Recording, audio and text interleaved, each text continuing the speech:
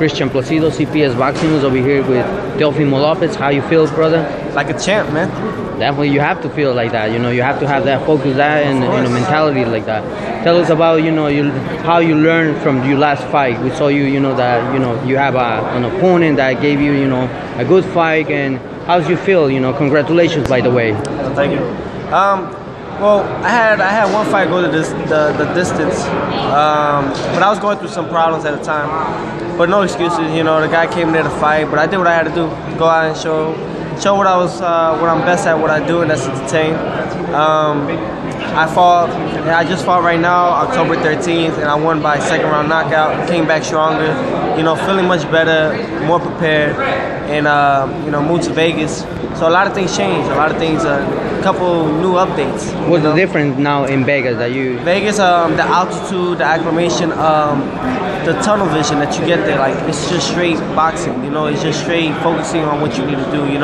Me staying in Florida, them seeing me on TV, it gets a little hectic now. Then everybody wants to hang out with you because you're starting to get known, and so that was getting involved. I don't smoke, I don't drink, so I wasn't doing none of that, but I was going out to clubs and partying, doing things that I don't do.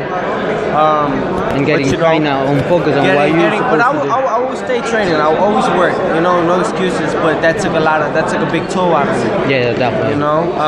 Because just us training already takes a big toll. So imagine going out and partying. Imagine going out.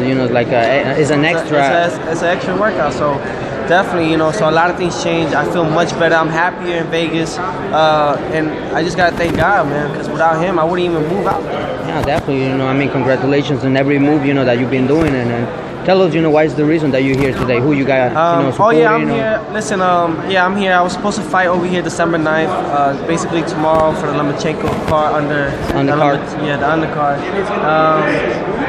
This dude, they called me.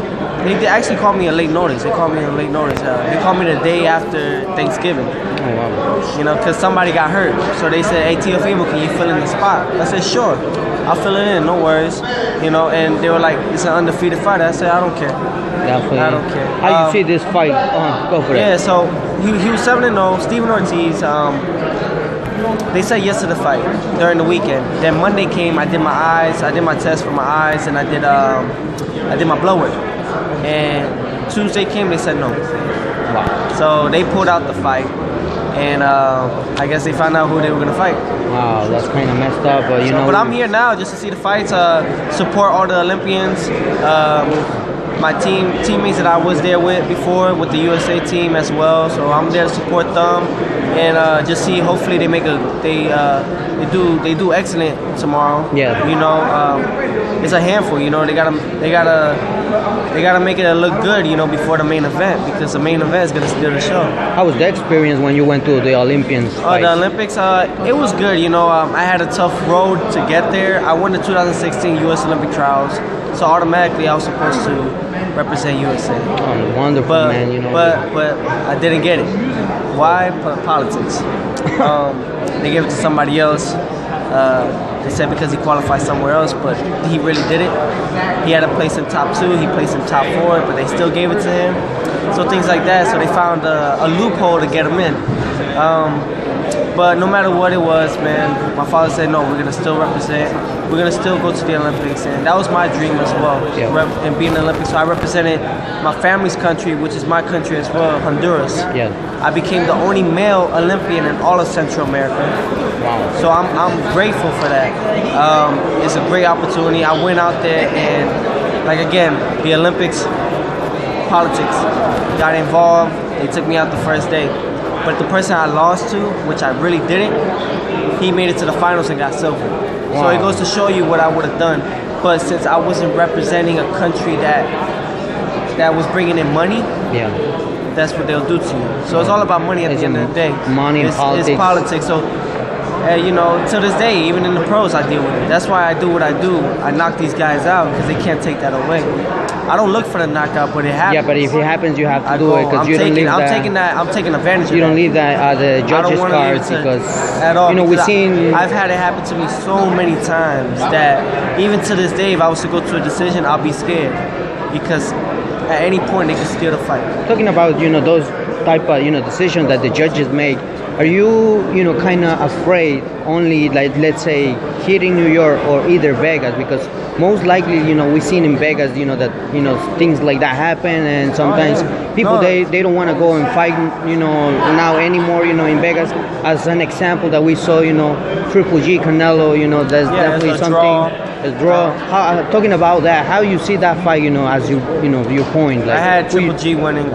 Canelo did what he had to do. He outboxed. It was a great fight. It was a great fight, but I just felt like Triple G was pressing more, controlling the center more, and he looked like he wanted the fight.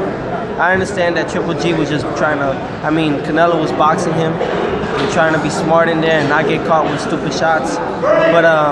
He just looked like he didn't want to. He looked like he was surviving at the end of the rounds. Yeah, that's what I felt.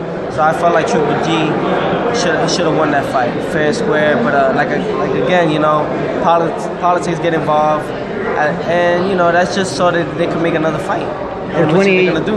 Yeah, definitely. I mean, hopefully they do it. Like the negotiation is still like back and forth. They said that it's gonna be May 5th. Hopefully it happens, and if it doesn't, I guess Triple G is gonna fight somebody else. Because actually, Canelo wants to fight whoever is the winner from David LeMieux and Billie Joe Saunders. Yeah. Also, Triple G wants to a unification, for the title, the WB title, with whoever wins from Billie Joe Saunders and.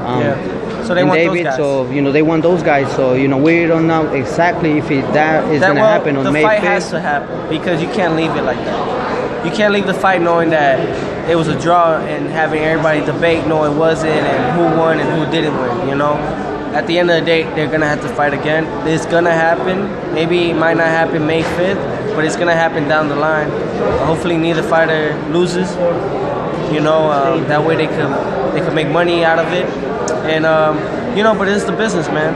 Anything can happen in the sport of boxing. Politics get involved, but a knockout changes the whole thing. Definitely knockout changes. They can't say nothing about that. So, like I said, it's a lot of politics involved in boxing, man. It's a dirty business, and I'm in it. But you just gotta hustle and figure out how to make things happen. It makes you angry. It makes you turn to somebody that you're not. But it's such a cruel world that we live in, and the business that we're in, that it makes you become something that you have to be, but you don't want to be. But I try to stay. I just leave it to God. That's how I am. I don't fight over it because I've been screwed so many times that I never got my fair share on things. Even though I deserved it and I fought and I won everything. Yeah. But here in the pros, that's why I say it's different. This right here, this is what I know best, and this is something that I look so. Why I look so different from all the other Olympians? Because that's what God wants. That's what happens. The pros. Amen. The pros with the amateurs. I'm not an amateur. I don't fight like none of them. I look like I have 7 pro fights. I look like I've been in the ring more than that. You've been in, you got the experience and everything. I look like I've been there longer than 7 fights. Talking about, fighting, what was the purpose? I mean, what was it, that it got you into the boxing sport? Boxing, my dad, he started boxing, and when I was born. He was trying it out and stuff. He did the Daily News Golden Gloves here in New York.